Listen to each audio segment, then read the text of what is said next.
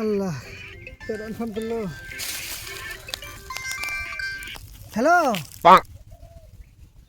আমি কোন রোজে থাকা না আব্বাস যে আমি কেন আমি যে কুইলা না আমার কিছু না, তুমি খালি কজ আর অল্প কয়দিন আছে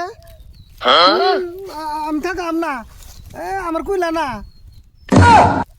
থাকিয়া আমি যে করতে কাম করতে গেলাম না, একটু আমার কাটা বিনতে না রোজা খানিক পড়ছে যাব না, থাকুন যাব না, আমি ব্যাংকে গেলাম থাকিয়া আমি থাকুন। আর সেই জন্যই তো তুমি আমার লেখাপড়া করো না গো, তার আমি হিসাব জানি না দেখে তুমি তো নই ফেলে আমার পাশে রাখছো, তাই না?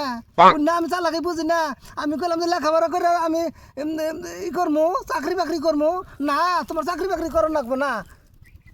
ও তুমি তাহলে এটা পলিসি করছো? হ্যাঁ, আমি রোজা থাকাম না।